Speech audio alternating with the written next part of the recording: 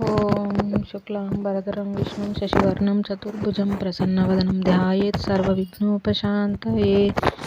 ఓం సరస్వతీ నమస్తుభ్యం వరదే కామరూపిణి విద్యారంభం కరిష్యామి సిద్ధిర్భవతు మే సదా. ఓం గురుర్బ్రహ్మ గురుర్విష్ణుః గురుర్దేవో మహేశ్వరః గురుః సాక్షాత్ పరబ్రహ్మ తస్మై శ్రీ గురవే నమః. మనం యోగ వాసిష్టం అనే గ్రంథంలో నిర్వాణ ప్రకరణంలో పూర్వార్ధ భాగంలో 5వ భాగాన్ని ప్రారంభించుకుంటున్నాము. శ్రీకృష్ణార్జున సంవాదం. అందులో మొదటి అంశం అనాసక్తి యోగం. హే సద్గురు, మీరు ఈ జగత్తును స్వప్నం వంటిది మాత్రమేనని సిద్ధాంతీకరిస్తున్నారు కదా. స్వప్నం విషయానికి వస్తే ప్రతి ఒక్క జీవుని స్వప్నం ప్రత్యేకమై పక్కన ఉన్నవానికి సంబంధించినదే ఉంటోంది. జాగ్రత్త అట్లా ఉండటం లేదు. ఒక గోడ కొండల వలని ప్రాప్తిస్తోంది. అనేకులందరికీ ఒకే విధంగా ఉంటున్న ఈ జాగ్రత్త అవస్థ స్వప్నం వంటిది అనటం ఎంతవరకు కుదురుతుంది? ఈ ప్రశ్నకు మీరు సమాధానం ఇతఃపూర్వం ప్రకరణలో ప్రవచించడం జరిగింది. అయితే ఈ నిర్వాణ ప్రకరణం సందర్భంలో ఈ విషయమై మీ విశ్లేషణ ప్రవచనాలను వినాలని ఉంది. శ్రీ వశిష్ఠ మహర్షి: ఓ రామచంద్ర, ఈ జాగ్రత్త సమిష్టి జీవుని స్వప్నం మాత్రమని వేదాంత వాంగ్మయం ప్రకటిస్తోంది. ఇదంతా కల్పిత సంసారం. ఇది సత్యం కాదు, అసత్యం కాదు. సమిష్టి జీవుని స్వప్నం ఈ వ్యష్టి జీవుని స్వప్నం కంటే విశిష్టమైనది. అయితే ప్రతి ఒక్క జీవుని జాగ్రత్త భావాలు ఆ జీవుని జాగ్రత్త స్వప్నం మాత్రమే. ఒక జీవుని నిద్ర సంబంధమైన స్వప్నం ఊహ సంబంధమైన కొన్ని క్షణాలలో పుట్టి కొద్ది క్షణాలలోనే నశిస్తుంది. సమిష్టి జీవుని స్వప్నం కూడా అసత్యము అవస్తువు అయి ఉన్నది. అయితే కాలమానం దృష్ట్యా కొంత సుదీర్ఘకాలం వెలుచున్నది. అట్లాగే ఈ జాగ్రత్త స్వప్నం కంటే మరికొంత అధికంగా సత్యం వలె తోచుచున్నది. అయినా రెండూ సత్యం కాదు. ఈ జీవుడు ఒక స్వప్నం గాంచిన తర్వాత అందుకు భిన్నమైన మరొక స్వప్నం గాంచుచున్నాడు కదా. అట్లాగే సమిష్టి జీవుని కల్పనలో ఈ వ్యక్తిగత జీవుడు ప్రవేశించి ఒక్కొక్క ఉపాధితో ఒక్కొక్క విభిన్నమైన స్వప్నకాలిక సుదీర్ఘానుభవం పొందుతున్నాడు. ప్రతి ఒక్క జాగ్రత్త అనుభవంలో స్వప్న సదృశమైన అసత్యం రాజ్యమేలుతోంది. సమిష్టి జీవుని కల్పన మహిమ ఇట్టిది. మరి ఈ జీవుని పట్ల ఒక దేహం తదనంతరం మరొక దేహం అనురూపంగా కనిపించే ప్రహసనం కూడా ఒక స్వప్నం మరునాడు కనిపించే మరొక స్వప్నం అనే వ్యవహారం వంటిది. అజడమైనట్టి బ్రహ్మవస్తు సమిష్టి జీవుని అంశ అయినట్టి ఈ వ్యక్తిగత జీవుని మోహవశమై జడంగా గాంచబడుచున్నది. స్వయం జ్యోతి అయిన ఆత్మప్రకాశం ఈ సమిష్టి వేష్టి కల్పనల రూపంలో స్వప్న భ్రమ అనే జగన్నాటకం ప్రదర్శిస్తోంది. ఆత్మప్రకాశమే లేకపోతే సమిష్టి జీవుడు లేడు, వ్యక్తిగత జీవుడు ఉండడు, జగత్తు ఉండజాలదు. స్వప్నద్రష్ట లేకపోతే స్వప్నం ఎవరికి? అయితే ఆత్మ యథాతథం ఈ జగత్తు ఆత్మ యొక్క భావన చమత్కారం మాత్రమే. ఇక దేని గురించైనా దిగులు దేనికి? వేదన ఎందుకు? సూర్యుని వలన ప్రకాశించే ఈ త్రిజగత్తులలోనికి జీవులు పరస్పర భేద కల్పనలు నడుచుకొని భ్రమిస్తున్నారు. ఈ వ్యక్తిగత భ్రమలకు మూల కారణమైన సమిష్టి జీవుడు అనంతుడు. ఆత్మ సర్వగతం అవటం చేత అది ఎక్కడ ఏ కల్పనకు ఉపక్రమిస్తే అక్కడ ఆ కల్పన పట్లే పరిడవిల్లుతోంది. ఇటువంటి మాయాకల్పితమైన దృశ్యమునందు ఏర్పడి ఉన్న కల్పన పట్ల ఆసక్తి అనవసరం. ఆసక్తియే బంధనం, అనాసక్తియే ముక్తి. రాబోయే ద్వాపర యుగంలో మహావిష్ణువు శ్రీకృష్ణుడిగా అవతరించినప్పుడు ఈ అనాసక్తి యోగం గురించి ఆయన అర్జునకు ఉపదేశించడం జరుగుతోంది. పాండునందనుడు అర్జునుడు యుద్ధమునకు ఉపక్రమించే ముందు శ్రీకృష్ణ భగవానుడు ప్రవచించబోయే దృశ్య అనాసక్తి యోగాభ్యాసంచే పెంపొందగల ఆత్మయోగం విని తరిస్తాడు. శ్రీరాముడు: స్వామి, రాబోయే యుగంలో జరగబోయే మహత్తరమగు ఆ శ్రీకృష్ణార్జున సంవాదంలోని కొన్ని ముఖ్య విశేషాలు విశదీకరించమని ప్రార్థిస్తున్నాను. శ్రీ వశిష్ఠ మహర్షి: విను, చెప్తాను. జై శ్రీరామ్. ఈ విధంగా మనకి ఈ యొక్క కృష్ణార్జున సంవాదంలో భాగంగా ఆ యొక్క ఎలా ఉంటుంది సృష్టి అనేది, అంటే మనకి అనాసక్తి యోగం ద్వారా దాన్ని ఎలా చూడాలి అనే దాన్ని కూడా చెప్పడం మనం చూస్తూ ఉన్నాం ఇక్కడ. అంటే ఈ సృష్టిలో సమిష్టి జీవుడు, వ్యష్టి జీవుడు అనే దాని ప్రకారంగా చూసినప్పుడు సమిష్టి జీవునికి ఒకే విధంగా స్వప్నంని గాంచుతాడు. వ్యష్టిలోకి వచ్చేసరికి ఒక్కొక్క జీవుడు ఒక్కొక్క రకంగా ఉంటుంది. అంతేకాని అది కూడా ఒక స్వప్నం వంటిదే ఈ జాగ్రత్త అనేది తెలియజేయడం చూస్తూ ఉన్నాం.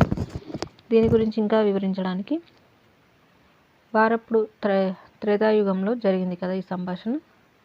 ద్వాపర యుగంలో శ్రీకృష్ణ అర్జునుల మధ్య జరిగే సంవాదం దీని గురించి చెబుతుంది అంటూ చెప్పగా, దాని గురించి వివరమనగా రాముడు వివరించమని అడగగా అది మనకు చెప్తున్నారు. తర్వాతి అంశము 2. ఆత్మకు జనన మరణాలు లేవు. ఆకాశమును ఆశ్రయించుకొని ఆకాశం వెలుగుచున్నట్లు కేవల ఆత్మను ఆశ్రయించుకొని ఆద్యంతరహితమైన అస్థి సన్మాత్రం అనున్నది ఆత్మచే పరికల్పించబడి అనంతమై వెలుగుచున్నది. నిర్వికారమగు ఆత్మయందు వికార రూపమగు ఈ సంసార భ్రమ అంతా గాంచబడుచున్నది. బంగారంలోనే రకరకాల ఆభరణాలు, జలంలోనే రకరకాల తరంగాలు ఉంటున్నాయి కదా. ఆత్మయందే ఈ 14 విధములైన జీవజలాలు వలలో చిక్కుకున్న పక్షులలాగా చిక్కి ఉంటున్నాయి. ఇక శృతి స్మృతులలో వర్ణించబడిన యమ, ఇంద్ర, చంద్ర, సూర్యాది లోకపాలకులు ఈ భూత పంచకంతో కూడిన సంసారానికి ఇందరి లోకాలకు నాయకత్వం వహిస్తూ ఉంటున్నారు. ఆ లోకపాలకులు ధర్మాధర్మములను, సుకృత దుష్కృతాలను అనుసరించి జీవులకు శుభ అశుభ ప్రదాతాలై లోకాలు పాలిస్తున్నారు. లోకపాలకులలో ఒకడైన యమ భగవానుడు సృష్టి ప్రారంభం నుండి ఇప్పటి వరకు కర్మఫల ప్రదాతగా నిగ్రహ అనుగ్రహాల రూపంలో ధర్మ అధర్మ ప్రవృత్తులను అనుసరించి జీవులకు అధమ ఉత్తమ ఉపాధులు ప్రసాదిస్తూ ఉంటున్నారు. తాను మాత్రం స్థిరచిత్తుడై ఆత్మానుభవి అయి నిశ్చలుడై తన నియమిత విధులను నిర్వర్తిస్తున్నాడు. ఆ యముడు ప్రాణాలను హింసించడం వలన కలిగే వికలములను తొలగించుకొనుటకు ప్రతి ద్వాపర యుగాంతంలోనూ తపస్సు చేస్తూ ఉంటాడు. ఆయన ఒకప్పుడు 8 ఏళ్ళు, మరొకప్పుడు 10 ఏళ్ళు, ఇంకొకప్పుడు 12 నుండి 14 సంవత్సరాలు తపస్సు చేస్తూ ఉంటారు. అట్లో తపో నియమితులై ఔదార్యం వహించి ఉన్నప్పుడు మృత్యువు ఈ జగత్తునందలి ఏ ప్రాణిని స్వయంగా హింసించదు. నిద్రిస్తున్న మదపుటేను వేలాది దోమలు ఆశ్రయిస్తున్నట్లు ఆ సమయంలో ఈ భూమండలం అనేక విధములైన జీవులతో నిండి ఉంటుంది. అప్పుడు విచిత్ర జీవులతో నిండిన ఈ భూదేవత యొక్క భారాన్ని తగ్గించడానికి దేవతలు అనేక ఉపాయాలతో సంహార కార్యం నిర్వర్తిస్తారు. ఈ విధంగా భూభారం తగ్గించడం కొన్ని వేల సార్లు జరిగింది. రాబోయే ద్వాపర యుగంలో కూడా సూర్యపుత్రుడు పితృనాయకుడగు యముడు ప్రాణిహింస వలన కలిగిన సంతాపం పోగొట్టుకోవడానికి 12 సంవత్సరాల పాటు తపస్సు చేస్తాడు. అప్పుడు ఈ లోకంలో మృత్యు అనేది ఉండదు. భూమి అంతా చెట్టు పుట్టలతో నిండి భారవంతం అవుతుంది. అప్పుడు భూమాత భూభారం సహించలేక డస్సిపోతుంది. పరాభూత అయి దీన అయి తన పతియగు శ్రీహరిని శరణు వేడుతోంది. అప్పుడు శ్రీహరి దేవతల అంశాన్ని పరిగ్రహించి నరనారాయణులు అనే 2 రూపాలతో అవతరిస్తాడు. ఆ నరనారాయణులలో నరుడు పాండవ మధ్యముడైన అర్జునుడుగాను, నారాయణుడు దేవకి వసుదేవుల సుతుడు శ్రీకృష్ణుడుగాను భూమిపై అవతరిస్తారు. పాండవులు పాండురాజు కుమారులు. అందులో పెద్దవాడైన ధర్మనందనుడు యుధిష్ఠిరుడు అనే పేరుతో ప్రసిద్ధికెక్కుతాడు. అతడు సముద్రం వంటి రాజ్యమునకు చక్రవర్తి ధర్మవేత్తగా ఖ్యాతి గడిస్తాడు.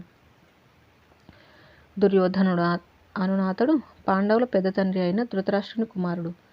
ఆ దుర్యోధనుడు పాండవులలో ద్వితీయముడైన భీమసేనునితో బద్ధ వైరం కలిగి ఉంటాడు. కాలక్రమేణా ధృతరాష్ట్రుని 9 కుమారులు, అతని తమ్ములు పాండురాజు యొక్క 5 కుమారులు భూమండలం కొరకై 18 ఔక్షోహిణీల సైన్యం సమకూర్చుకొని యుద్ధానికి సమాయత్తమవుతారు. యుద్ధం ప్రారంభించే సమయంలో విష్ణు భగవానుని అర్జున శరీరం యుద్ధం జననాశనం విషయంలో తర్జన భర్జన పడుతోంది. ప్రాకృత భావం పొందడం చేత హర్షామర్షాన్వితమై అజ్ఞానయుక్తం అవుతోంది. బంధువులను సంహరించడం ఉచితమా, యుద్ధం చేయకుండా ఊరుకోవడం ఉచితమా అనే ధర్మ సందేహం అతని అంతరంగాన్ని కలిచివేస్తోంది. ఇక మహావీరుడగు అర్జునుడు ఇరువైపులా ఉన్న రక్త సంబంధికుల బంధువులను గాంచి అయ్యో నా బంధువులను నేను వధించుడేమిటి అని తలచి అత్యంత విషాదం పొందుతాడు. అతని మనోదౌర్బల్యంను గమనించిన శ్రీకృష్ణ భగవానుడు ఉభయసేనల మధ్య రథంలో ఈ విధంగా అర్జునకు బోధిస్తారు. శ్రీకృష్ణ భగవానుడు: ఓ అర్జున, ఏమిటి నీ మీమాంస? నీ బంధుజనులు మరణిస్తారేమోనన్నా ఇది ధర్మమా కాదా అన్నది నీకు పరిశీలన యోగ్యం కావాలే తప్ప జన మరణములను బంధు అబంధుత్వాలను బట్టి కర్తవ్య అకర్తవ్యమును నిర్ణయించడం ఉచితం అనిపించుకోదు సుమా.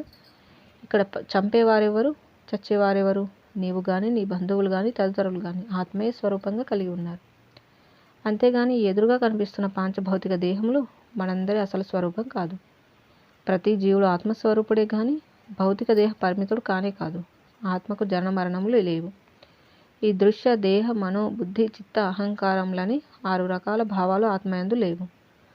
ఆత్మ అన్నది ఇప్పుడు కానీ ఇతపూర్వం కానీ ఇక ముందు కానీ జన్మ పొందటం లేదు, మరణించడం లేదు. ఇది నిత్యమై వాస్తవమై పురాతనమై సదా వెలుగొందుచున్నది. శరీరాలు రావచ్చు పోవచ్చు, ఆత్మకు ఏమీ అవదు. ఆత్మను చంపుచున్నామని గాని తామే చచ్చుచున్నామని గాని తలచేవారు నిర్వికారమగు ఆత్మతత్వం ఏమిటో ఎరుగని వారు మాత్రమే. ఆత్మ ఎవరిని చంపదు, తాను చావదు. అనంతం ఏకరూపం సత్స్వరూపం ఆకాశం కంటే సూక్ష్మం సర్వదా అప్రమేయమగు ఆత్మను ఎవరేం చేయగలరు? కాబట్టి అర్జున, నీవు ఆత్మను అఖండముగా అనంతముగా ఆది మధ్యాంతరహితముగా గ్రహించు. నీవు ఎవరనుకుంటున్నావు? అపరిచ్ఛిన్నము దోషరహితము చైతన్య స్వరూపమగు ఆత్మవే నీవు. అందుచేత ఇక్కడ పాంచభౌతిక విషయమైన బంధు సంయోగ వియోగములకు సంబంధించిన సుఖదుఖములు నిన్ను ఎట్లా అంటగలవు చెప్పు. జై శ్రీరామ్. ఈ విధంగా మనకి ఆత్మకు జనన మరణములు లేవు అనే విషయాన్ని మనం భగవద్గీతలో కూడా తెలుసుకొని ఉన్నాం. ఇందులో వశిష్ఠ మహర్షి వారు జరగబోయే యుగంలో ఎలా ఉంటుంది అనేది చెప్తున్నారు. మనం ఇప్పుడు భగవద్గీతలో కూడా చూస్తూ ఉంటాము. మనకు 2వ అధ్యాయంలో సాంఖ్యయోగం గురించి వివరిస్తూ ఆత్మకు సంబంధించి లక్షణాలను ఎలా ఉంటుంది దాని గురించి శోషించడం తగదు అని చెప్పేసి అర్జున్కి ప్రబోధించడం అనేది మనం చూస్తూ ఉంటాము. ఆ విధంగా ఆత్మ అనేది శాశ్వతమైనది, అది చంపునది కాదు, చచ్చునది కాదు ఎవరి చేతనో అని చెప్పేసి చెప్పడము, అలా ఆత్మ గురించి వివరించడం అనేది అందులో మనం చూసాం. ఇక 3వది కర్మ రహస్యం. శ్రీకృష్ణ భగవానుడు, ఓ అర్జున, శాశ్వతం జరామరణములు ఉండనిది అగు ఆత్మవే నీవు. కనుక నేను చంపబోవు వాడను కదా మొదలైన స్వల్ప అభిమానములను పరిత్యజించు. ఎవనికి నేను దీనికి కర్తను అను అహంకారం కించిత్ కూడా ఉండదు. ఎవరి బుద్ధి అయితే దోషరహితమై ఉంటుందో అట్టివాడు ఆయా క్రియలచే బంధింపబడుట లేదు. ఎవడైనా సరే తన లోపల ఎట్టి జ్ఞానం కలిగి ఉంటాడు, బాహ్యమున అట్టి అనుభవమే పొందుతూ ఉంటాడు. కాబట్టి దేహాభిమానాన్ని త్యజించు. అప్పుడు దేహాలలో స్పర్శించబడ్డట్టి దేహిని నీవు దర్శించగలుగుతావు. అప్పుడు దేహాలచే స్పర్శించబడనట్టి దేహిని నీవు దర్శించగలుగుతావు. అర్జునుడు, హే కృష్ణ, ఈ బంధువధను తలుచుకున్నప్పుడు నేను పరితాపం పొందుచున్నాను. ఇది తొలగేదెట్లా? శ్రీకృష్ణ భగవానుడు, నీ పరితాపమునకు కారణమేమిటి చెప్తాను విను. నేను వీరిని చంపువాడను అను హంతకత్వము అభిమానం నిన్ను ఆవరించింది. ధర్మ అధర్మముల విచక్షణను వదిలి పాపాదులను స్మరించి సుఖదుఖములకు లోను అవుచున్నావు. నిజానికి ఈ ప్రపంచంలో ఆత్మను ఆవరించి ఉన్నట్లు కనిపించే సత్వ రజస్తమో గుణములే ఆయా కర్మలను ఆచరిస్తున్నాయి. అది అట్లు జరుగుచుండగా అహంకారంచే విమూఢుడగు ఈ జీవుడు ఇదంతా నేనే చేస్తున్నాను అని అనుకొని భ్రమ పొందుచున్నాడు. అట్టి అహం కర్తాస్మి అనే కర్తృత్వ భావనతో గర్వించుటయో వాపోవుటయో చేస్తున్నాడు. తాను కర్తృత్వ భోక్తృత్వ రహితమగు ఆత్మననే విషయం ఏమరుస్తున్నాడు. మహాత్ముల దృష్టి ఇంకో రకంగా ఉన్నది. కనులు చూస్తున్నాయి, చెవులు వింటున్నాయి, చర్మం స్పర్శించుచున్నది, నాలుక రుచి చూస్తోంది. వీటితో నాకేమి సంబంధం అని వారు భావన చేస్తున్నారు. అంతఃకరణములకు బహిరింద్రియములకు వేరైన విశిష్టమైన ఆత్మస్వరూపులమని, ఆత్మ దేనికి సంబంధించినది కాదని గ్రహించి ఉంటున్నారు. కాబట్టి వీరు కష్టం పొందుచున్నారే అను వారి ఆత్మకు ఆ కష్టాలతో ఏం సంబంధం? అర్జున, అనేక విశేషాలు ఒకచోట అనుకూడుటచే జరిగే ఒకనొక కార్యమును చూచి ఈ జీవుడు ఇదంతా నా వలననే జరుగుతున్నది అని అనుకోవటం ఎంతటి హాస్యాస్పదం. అది దురాభిమానం కాక మరేమిటి? కర్మలు అందరూ చేస్తున్నారు. అయితే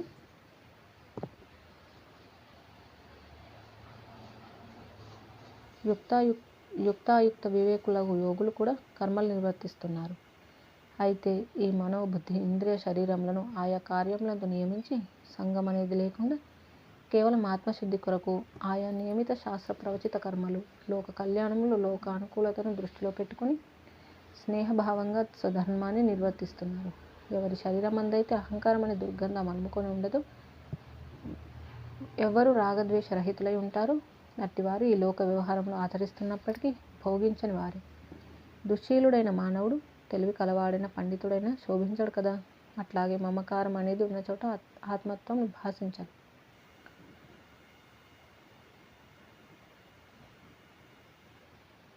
అహంకార మమకారాలు లేనివాడు, సుఖ దుఃఖాలను సమంగా గాంచువాడు, క్షమాశీలుడైన వాడు ఆయా కార్యాలను నెరవేరుస్తున్నప్పటికీ లిప్తుడు కాడు. ఓ పాండుసుత, ఈ క్షాత్రవ కర్మయే ఇప్పటి నీ స్వధర్మమై ఉన్నది. స్వకర్మ అన్నది ఎటువంటిదైనా సరే అది తప్పక శుభం చేకూరుస్తుంది. ఈ యుద్ధం చేయటం అనేది కర్మ, కుతిత్సం మొదలైన ఆయా దోషాలతో కూడుకుని ఉండవచ్చు గాక. అయినప్పటికీ నీ యొక్క ధర్మ నిర్వహణార్థం నీకు నియమించబడింది, నీవు నిర్వర్తించవలసిందే. అయితే నీ శాస్త్రవిహిత స్వధర్మమును సర్వాత్మకుడగు పరమాత్మకు సమర్పిస్తూ ఆరాధనాపూర్వకంగా నిర్వర్తించావా, నీ స్వధర్మం నిన్ను అమృత తుల్యునిగా చేస్తుంది. ఈ ప్రపంచంలో ఒక మూర్ఖునికి కూడా స్వధర్మమే శ్రేయోదాయకం అవుతుంది. ఇక ధర్మ పరిరక్షణ కంకణదారివైన నీ వంటి బుద్ధిమంతునికి వేరే చెప్పేదేమున్నది? అహంకార రాహిత్యాన్ని జయాపజయములు లిప్తం చేయలేవు.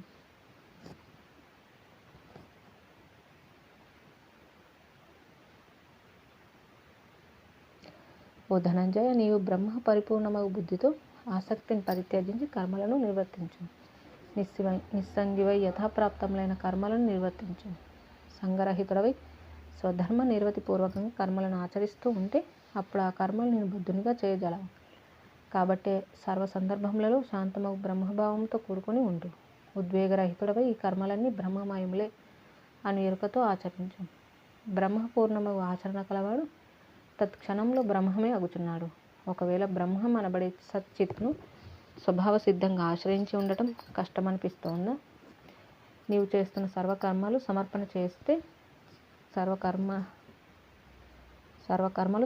చేసి ఆ కర్మలు నిర్వర్తించే నీవు మాత్రం ఈశ్వరాత్ముడవై నిరామయుడవై ఉండుము.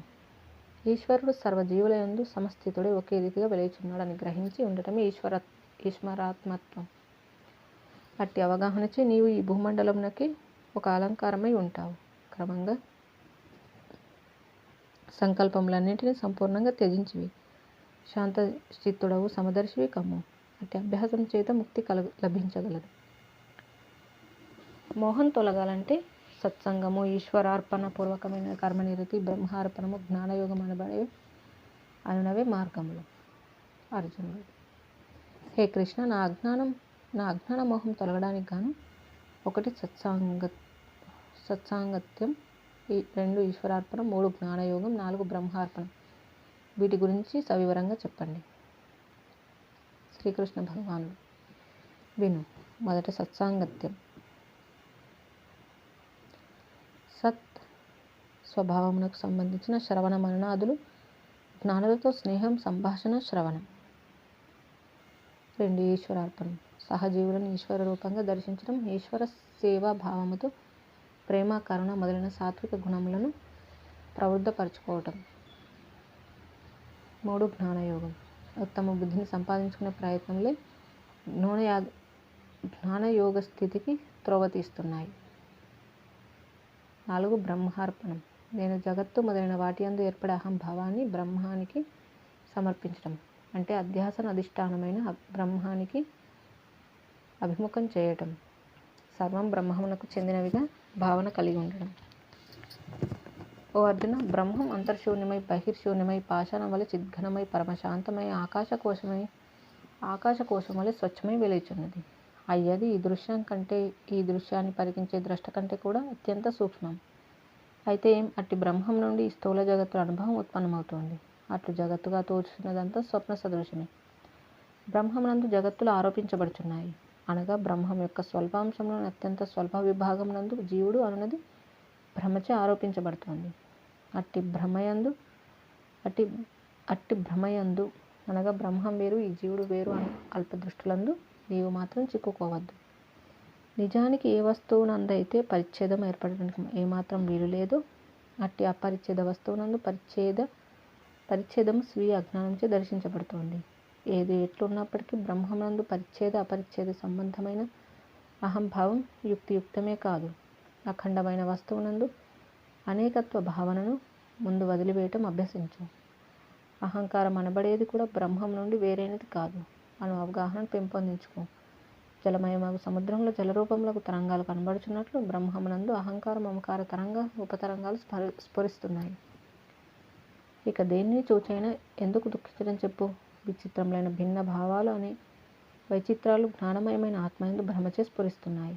ఎందులో అయితే ఈ నానత్వము తదితర భావ పరంపరలు స్ఫురిస్తున్నాయో అది సత్యవస్తువు ఆత్మయే అయి ఉన్నది. అట్టి ఏకత్వమునందు నీ బుద్ధిని ఎందుకు నిలపరాదు చెప్పు. ఈ విధంగా ఉత్తమ బుద్ధితో విమర్శించి సార అసారములను గ్రహించిన పురుషునియందు క్రమంగా అహం నాది అన్నవి ఉపశమిస్తున్నాయి. అప్పుడు అకృత్రిమమైన కర్మఫల త్యాగం సిద్ధించగలదు. అట్టి అకృత్రిమ ఫలత్యాగమును సన్యాసము అని పిలువబడుచున్నది. కర్మఫల త్యాగపూర్వకమైన సన్యాసం వలన సంకల్ప త్యాగం అనే అసంగ స్థితి నీకు సుసాధ్యమవుతోంది. తద్వారా కర్మల పట్ల ఈశ్వరార్పిత బుద్ధి జనించి సుదృఢమవుతోంది. కల్పనలన్నీ ఈశ్వరుని యందు ఏకీభూతమునొచ్చే ద్వైత బుద్ధిని విలీనమునర్చుటే ఈశ్వరార్పణం. అర్జునుడు: ఈ భేదభావాలన్నీ ఎందుకు ఏర్పడుచున్నాయి? శ్రీకృష్ణ భగవానుడు: అనేకం అనేది అజ్ఞానం వలన ఏకైక చిదాత్మయందే కల్పించబడుచున్నదని చెప్పాను కదా. జ్ఞానానికి బ్రహ్మము జగత్తు వేరైనవి కావు. ఓ విజయ, ఈ దిక్కులు, ఈ జగత్తు, ఈ ద్వైత అద్వైతములు, ఇక్కడి కర్మలు, అట్టి కర్మలను ఆశ్రయించి ఉన్న యోచనలు, కాలము, వస్తు సంబంధమైన భ్రాంతులు ఇవన్నీ నేనే. అందుచేత నా యందు మనస్సు ఉంచుము, నా భక్తుడవు కమ్ము, అప్పుడు నన్నే పొందుతావు. జై శ్రీరామ్. ఈ విధంగా మనకి కర్మరహస్యం గురించి తెలియజేయడం అనేది చూసాము.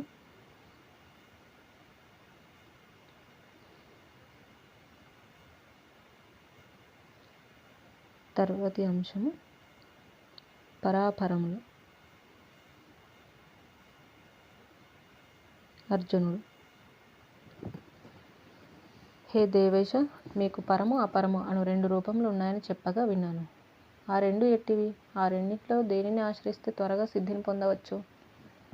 శ్రీకృష్ణ భగవానుడు: అవును, నాకు 2 రూపాలున్నాయి. ఒకటి సామాన్య రూపము, ఈ కాళ్ళు చేతులతో శంఖ చక్ర గదాది ఆయుధాలతో కనిపించే రూపం. నీవు ప్రబోధితుడవు కానంత వరకు వేద విధిని అనుసరించి ఈ సామాన్య రూపాన్ని పూజించు, అనగా నామరూపాదులతో కూడిన రూపాన్ని పూజించు. 2 పరరూపం, అది ఆద్యాంతరహితమైనది. దీనిని బ్రహ్మము, ఆత్మ, పరమాత్మ మొదలైన శబ్దాలతో వేదోపనిషత్తులు పేర్కొంటున్నాయి. నీవు ప్రబోధితుడవు కానంత వరకు సామాన్య రూపాన్ని దాటి చూడలేవు. ప్రబోధితుడవైన మరుక్షణం నా పరరూపాన్ని గ్రహిస్తావు. ఆద్యాంతరహితమగు నా పరరూపమును గ్రహించావా, ఇక నీవు మరల జన్మించవు. చిత్తశుద్ధిని పొందితే గ్రహించవలసిన దానిని గ్రహించగలుగుతావు. కాబట్టి నీవు సాధన సమయంలో ఈ నా సామాన్య రూపాన్ని గ్రహించు. అయితే సాధన కొనసాగుచుండగా అతి త్వరలో విజ్ఞానైక స్వభావమగు బ్రహ్మం సర్వదా విశుద్ధం అను వినూత్నమైన అవగాహన పెంపొందుగాక. క్రమంగా విజ్ఞాన దృష్టిచే జీవుడనగా ఎవరు, ఈశ్వరుడనగా ఎవరు అను పరిశీలన నిర్వర్తించు. జీవేశ్వరులను వేదాంత పరిభాషలో త్వం, తత్ అను శబ్దాలచే ఉపదేశిస్తున్నాయి. ఆ రెండింటినీ శోధించుచు పోవుచుండగా ఏకమగు అఖండాత్మ ప్రస్ఫుటం కాగలదు. అదే నా నిజస్వరూపమని గ్రహించు. అయితే ఇది నేను అని నాచే ప్రవచించబడే దాని యొక్క ఉద్దేశము ప్రతి ఒక్క జీవుని స్వస్వరూపము ఆత్మతత్వమే, అనగా అధిష్టానము సాధకుని స్వస్వరూపము ఆత్మతత్వాన్ని సూచిస్తున్నాయని సాధకులు మరవకూడదు సుమ. కనుక శంకాలన్నీ పరిత్యజించి సర్వదా సత్యమగు ఏకాత్మయందు ప్రకాశించుము. నీవు యోగయుక్తుడవగుము. సర్వభూతాలలో గల ఆత్మని దర్శించు. సర్వభూతములను ఆత్మయందే దర్శించు. సర్వత్ర సమదర్శివై ప్రకాశించు. ఏది ఎట్లు నివర్తిస్తున్నప్పటికీ నీవు ఆత్మైకత్వ దృష్టిని ఆశ్రయించే ఉండు.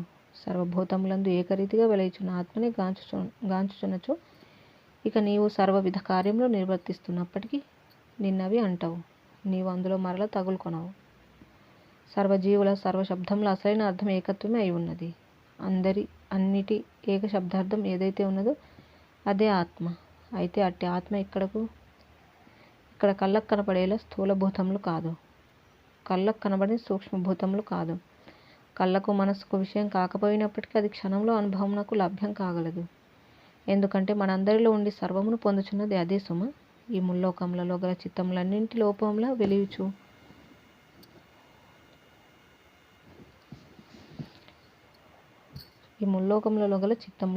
లోపల వెలయుచు ఆ చిత్తములన్నింటినీ ప్రకాశింపజేయుచు నేను అనుభూతికి కారణమవుచున్నది ఆత్మయే. ఈ ముల్లోకాలలో ఆయా పదార్థాలు చూస్తున్నప్పుడు ఇది ఆవు, ఇది కొండ అని తెలుసుకుంటున్న రసానుభవ జ్ఞానమే ఆత్మ. అది సర్వ శరీరంలోనూ అనుభవ రూపమై ఉండి కూడా అది అందరికీ అనుభవ విషయంగా లభ్యమవటం లేదు. సత్ అసత్ వివేకులకు వారికి అది అత్యంత సుస్పష్టంగా ఘనీభూతమై గోచరిస్తోంది.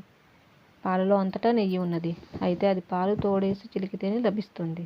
అట్లాగే సర్వ శరీరాలలో సర్వ పదార్థాలలో పరమాత్మ సర్వదా వేంచేసి ఉన్నారు. నిర్మల బుద్ధి సంపాదించుకున్న వారికి అది అత్యంత స్వభావ సిద్ధంగా ఇక్కడే ఇప్పుడే అనుక్షణికమై సర్వత్రా అనుభవం అవుతోంది. రత్నాలలోని అంతస్థితమైన కాంతి ఆ రత్నముల బహిఃప్రకాశము కాంతిపుంజములుగా వెలుచున్నది కదా. ఈ సర్వ శరీరములందు అంతర్గతమై ఉన్న ఆత్మయే చిత్ అను బహిఃప్రకాశమునకు కారణమవుతున్నది. ఒక చోట కొన్ని కుండలు పేర్చబడ్డాయనుకో, ఆ కుండలన్నింటి లోపల వెలుపల ఆకాశం ఏర్పడి ఉన్నది కదా. ఈ ముల్లోకములలోని శరీరములన్నింటిలో అహం రూపమున ఆత్మయే వెలుచున్నది. అయితే సాంసారిక దృష్టి గల వారికి అది అగుపించడం లేదు. ముత్యాలు గుచ్చబడిన దారం కనిపించపోయినప్పటికీ దారమ లేకపోతే ముత్యాలు ఒక వరుసలో నిలవవు కదా. ఈ శరీర సమూహములన్నింటిలోనూ ఆత్మ లక్షితమై వెలుచున్నది. ఆ బ్రహ్మదేవుని మొదలు ఒక గడ్డిపరక వరకు గల సర్వ పదార్థములు ఆత్మయందే అధ్యస్థమై వెలుచున్నాయి. అట్టి ఆత్మను జన్మరహితమైన దానిగా, విపరిణామరహితమైన దానిగా జ్ఞానులు ఎరుగుచూనే ఉన్నారు. అట్టి ఆత్మ యొక్క అధ్యాసయే అహంకారము, జగత్తు మొదలైన భ్రమలు ఏర్పడి ఉండటానికి కారణమై ఉన్నది. అయినా కూడా ఆత్మస్వరూపం కోల్పోక సర్వదా యథాతథంగా అఖండమై విషయాతీతమై నిర్వికల్పమై ఉండనే ఉంటుంది. ఓ అర్జున, ఈ జగత్తు యొక్క వికారములన్నీ ఆత్మయే, వంకర టింకర తరంగాలన్నీ జలమే కదా. అట్టి ఏకం సర్వమగు ఆత్మను ఎవరిని చంపుతోంది, ఎవరి చేత చస్తోంది చెప్పు. ఇక శుభాశుభములగు ఈ జాగృతికి దుఃఖములచే నీవు దుఃఖితుడవు కావాల్సిన పనేమున్నది? అనేక వస్తువులను తన యందు ప్రతిబింబించే అద్దమునకు ఆ వస్తువుల రాకపోకలకు సంబంధం ఏమైనా ఉన్నదా? వస్తు సంబంధమైన శుభాశుభములను ఆ దర్పణం పొందుతోందా? లేదు కదా. ఆత్మ సర్వదా సాక్షి అయి ప్రకాశిస్తూ ఈ నశించు శరీరములందు స్వతహాగా అవినాశి అయి వెలయుచున్నది. అట్టి ఆత్మను దర్శించువాడే యథార్థ దర్శి. ఈ సర్వం నేనే అయితే ఈ శరీరాన్నింటిలో ప్రతిబింబించే అహం అను చిదాంశయే నేను. అంతేగాని జడాంశములకు ప్రతిబింబిత చిదాంశములకు ఈ శరీరాదులు నేను కాదు. దర్పణంలో ప్రతిబింబించే ప్రతిబింబాలను నిషేధించి దర్పణమును నిరూపిస్తున్నట్లు ఈ సర్వము నా యందు ప్రతిబింబించవచ్చుగాక, అయినా ఈ అహంకారాదులు నా స్వరూపం కాదు అనే నా ఉభయ వాక్యాలను సూక్ష్మబుద్ధితో అర్థం చేసుకో. దర్పణం వలె స్వచ్ఛ స్వభావుడవును, పదార్థములకు అసంబంధితుడను, అద్వయుడను, సర్వాత్మకుడను అగు నన్ను ఎరిగినప్పుడు నీవు సర్వ దుఃఖములను అధిగమించగలవు. జై శ్రీరామ్. ఈ విధంగా అపరముల గురించి వివరించడం జరిగింది.